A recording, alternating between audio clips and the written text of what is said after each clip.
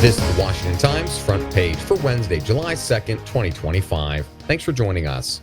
I'm George Gerbo. Senate Republicans narrowly passed President Trump's tax cuts and spending package, sending the measure back for a high-stakes final vote in the House.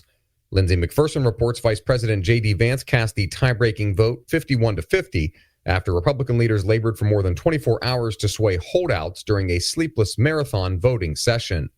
The House is scheduled to take up the revised package as Republicans race to meet Trump's self-imposed deadline to sign the One Big Beautiful Bill Act on Independence Day. However, House Republican leaders have even more holdouts to wrangle than their Senate counterparts. The split dynamics that plague the Senate are similar to and arguably exacerbated in the House, so a successful vote is not guaranteed. President Trump and Florida Governor Ron DeSantis have unveiled a state-built facility in the Everglades that will provide immigration and customs enforcement with thousands of additional beds to detain and deport illegal immigrants. Stephen Dinan reports DeSantis said the tent facility, dubbed Alligator Alcatraz by state officials, was built in just 8 days and can start taking migrants as soon as ICE can send them. Because it's on the property of Dade Collier Training and Transition Airport, those who are ordered deported can be put onto planes and sent out of the country from there. The airport lies in the middle of U.S. Highway 41, a road that crosses the bottom of the state from Miami to Naples. Florida built the facility with state money, though it expects to be reimbursed by the federal government. Naturalized U.S. citizens who committed crimes, defrauded the government, or lied on their way to becoming an American are targets to have their citizenship revoked by the Justice Department. Matt Delaney reports Assistant Attorney General Brett Shumate shared the DOJ's new priorities in an internal memo on June 11th. He wrote that naturalized Americans with ties to gangs or terrorist groups will be pursued the same as those who lied during citizenship applications.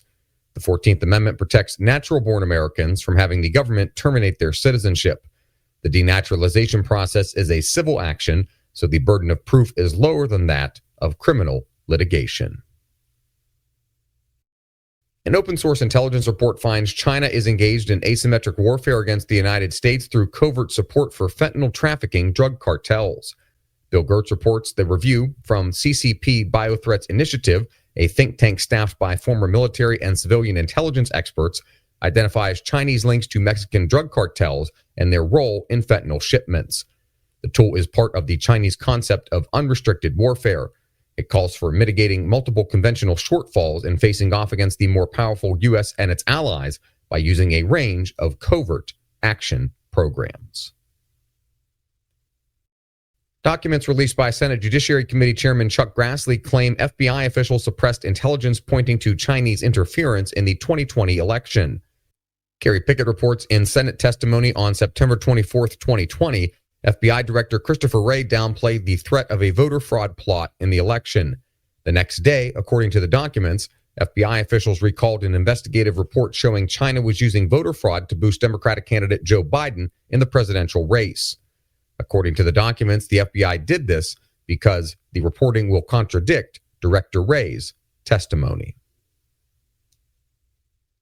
And finally, the FBI says it's investigating a breach linked to suspected Iranian hackers known as Robert, claiming to have sensitive material from Trump administration members. Earlier this week, the Robert Group told Reuters it had approximately 100 gigabytes of emails from the accounts of White House Chief of Staff Susie Wiles, Trump advisor Roger Stone, and others.